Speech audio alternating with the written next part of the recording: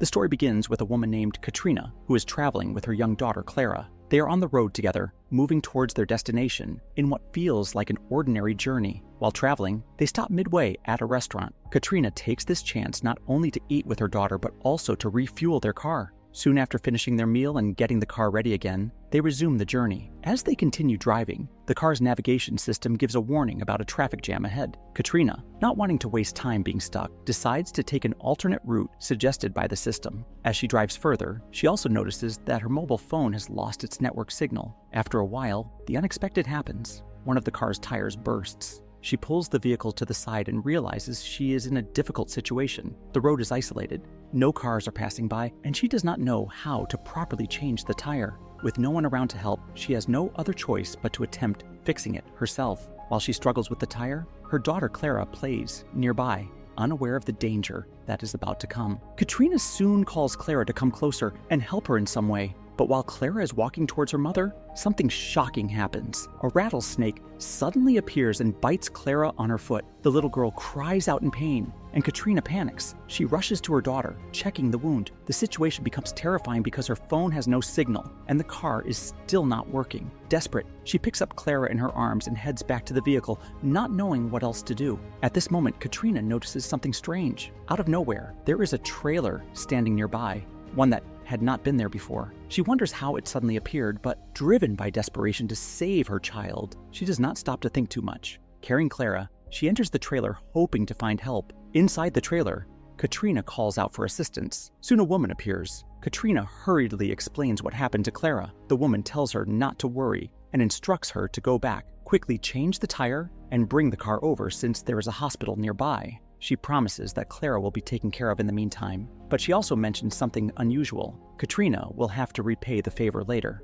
This confuses Katrina, who does not understand what kind of repayment is being asked. Still, she has no time to think about it. She leaves Clara in the woman's care and rushes back to change the tire. With great effort, she finally manages to fix it, then drives the car back. When she returns, Katrina is shocked by what she sees. Clara is standing there completely fine, showing no sign of the snake bite. The wound is gone as if it never existed. Even more strangely, the mysterious woman has vanished from the trailer. Katrina is left in disbelief. Though unsettled, she takes Clara to the hospital to make sure everything is okay. The doctor examines Clara carefully. To Katrina's surprise, the doctor does not believe that Clara was ever bitten by a snake. Instead, he concludes that the girl likely suffered from heat stroke. Katrina insists she saw the snake bite with her own eyes and that a woman healed her daughter instantly. But the doctor dismisses this, saying both mother and daughter just need some rest. He also checks Katrina and notes her blood pressure is a little high, but nothing serious. Clara is admitted overnight for observation. Later that night, in Clara's hospital room, Katrina encounters another unsettling event. A strange man enters. He tells her he has come to discuss payment for the healing that was given to Clara. He explains that her daughter's soul was spared, but a debt must be paid. According to him, within 7 hours, Katrina must offer another soul in exchange. If she fails to do so, they will take Clara's soul back. Katrina is horrified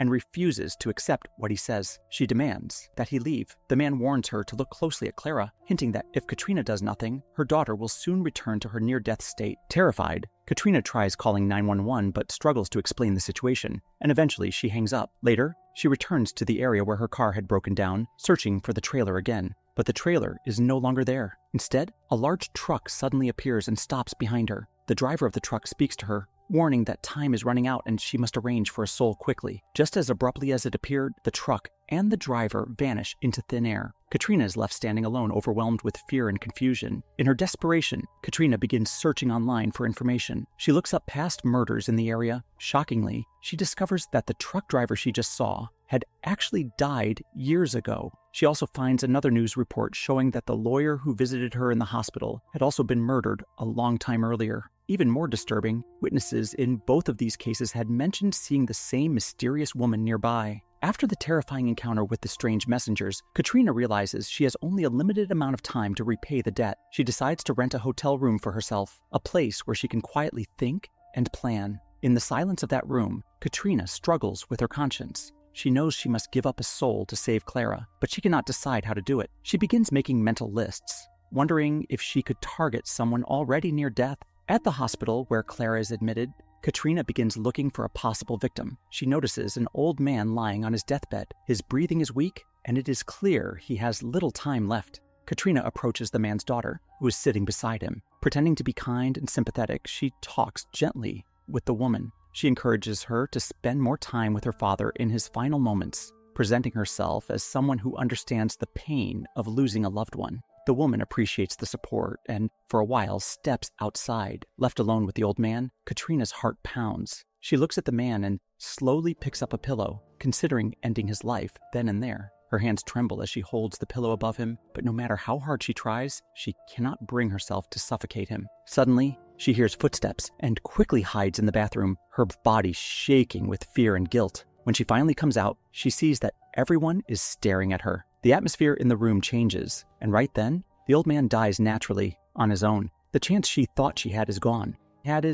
Frustrated, Katrina leaves the hospital and drives aimlessly until she reaches a market area. As she sits in her car, trying to think of what to do next, something terrifying happens. A strange boy suddenly appears near her vehicle. He warns her not to waste more time, and before she can react, he smashes his own head against her car window. The sound is shocking, and Katrina screams, stumbling out of the car in panic. But when she turns back, the boy is gone, and the car window shows no sign of damage. Katrina wanders into a bar. There she notices a woman with bruises on her face. The woman is being mistreated by her husband, Billy, who acts aggressively and controls her every move. Katrina follows them secretly and observes Billy's behavior. She realizes that he regularly tortures his wife. For the first time, she feels a possible solution forming in her mind. Billy, in her eyes, deserves to die, and his death might be the way to repay the debt. The thought of sacrificing an abusive man feels different from killing an innocent old patient, and Katrina convinces herself that this could be her answer. She decides she needs a weapon. Katrina goes to a gun shop and tries to buy one, but without a license. The shopkeeper refuses to sell her anything legally. Still, he seems to notice her desperation and secretly gives her the address of an illegal dealer. Katrina goes there and manages to buy a gun.